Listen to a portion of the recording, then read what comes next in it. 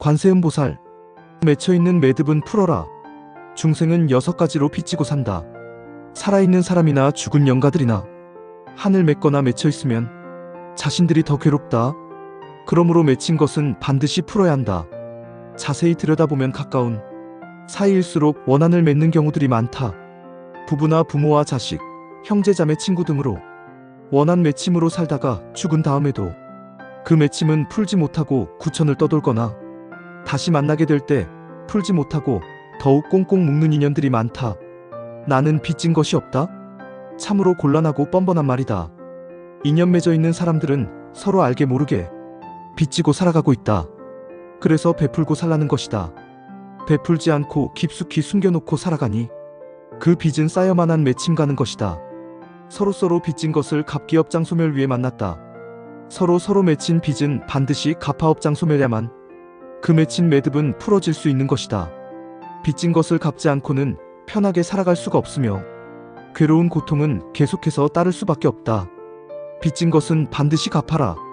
진 빚을 갚지 않게 되면 지옥악이 축생이 되어 갚게 된다.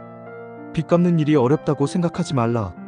보시바라밀로 갚아나가면 해결된다.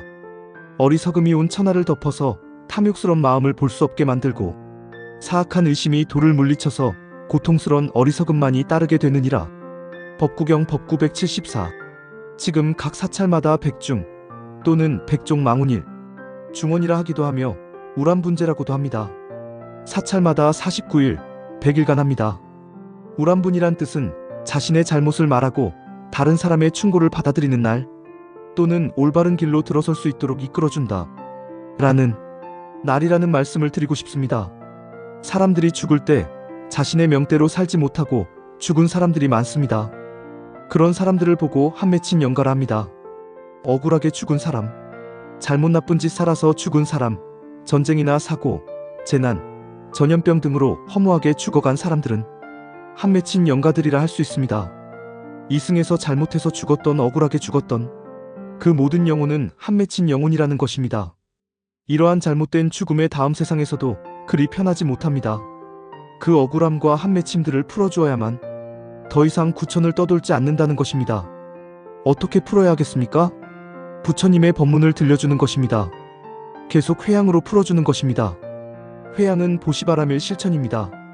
능엄경에서 아난이 합장하고 엎드려 절을 하고 부처님께 사례었다.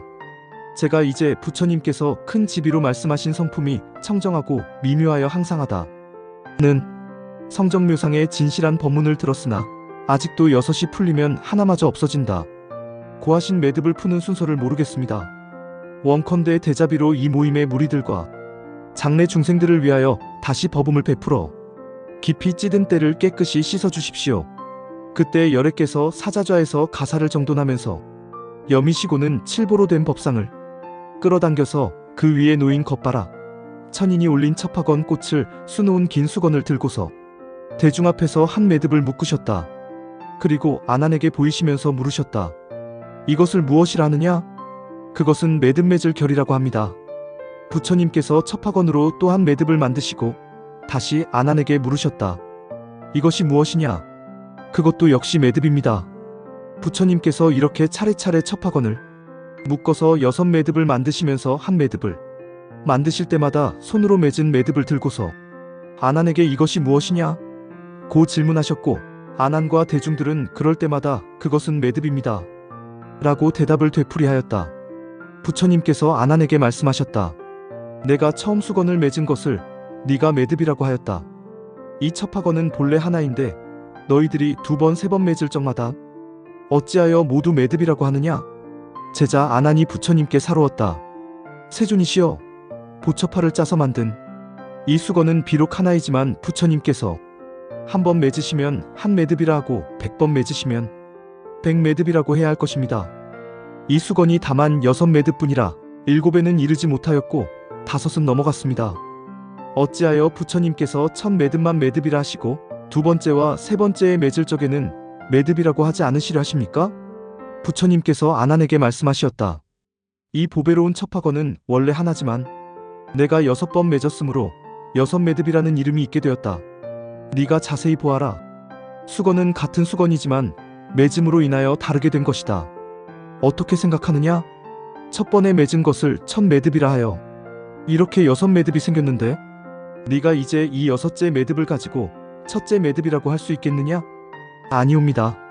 세존이시여, 여섯 매듭을 그냥 두는 한 여섯째 매듭이라고 해야 옳고 그것을 첫째 매듭이라고 할 수는 없습니다. 제가 여러 생을 두고 아무리 궁리를 해본들 어떻게 이 여섯 매듭의 이름을 혼란스럽게 바꿀 수가 있겠습니까? 그렇다. 여섯 매듭이 서로 같지 않다. 원래 한 개의 수건으로 맺은 매듭이지만 그 매듭을 혼란스럽게 뒤섞을 수는 없다. 내 육군 눈, 귀, 코, 혀, 몸, 뜻도 이와 같아서 같은 것 가운데서 다른 것이 생겨났다. 부처님께서 거듭 아난에게 말씀하시었다. 네가 이것을 싫어하여 여섯 매듭이 없는 하나의 수건이 되기를 원한다면 어떻게 해야 하겠느냐? 제자 아난이 부처님께 사려였다. 이 매듭을 그냥 두면 시비가 일어나서 이 매듭은 저 매듭이 아니고 저 매듭은 이 매듭이 아니다 고 하겠으나 열애께서 이제 마냥 맺은 것을 모두 풀어서 매듭을 없애버리시면 이것저것이 없어져서 하나라고 할 것도 없을 것이니 여섯 매듭이 어떻게 성립되었겠습니까? 부처님께서 말씀하시었다.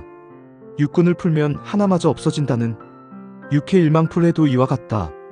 네가 시작이 없는 과거부터 심성이 광란하여 지견을 허망하게 내었고 그 허망한 짓을 계속하여 보는 견이 피로해져서 물질 현상이 생긴다. 마치 눈을 피로하게 하면 맑고 깨끗한 허공에서 헛꽃이 까닭없이 어지럽게 일어나는 것과 같다. 일체 세상의 산화대지와 생사열반이 모두 광로성 낼 광이랄 로하여 생긴 것이므로 전도된 헛꽃의 모습이다. 내일 계속 이어갑니다. 나무관세음보살 두 손 모읍니다.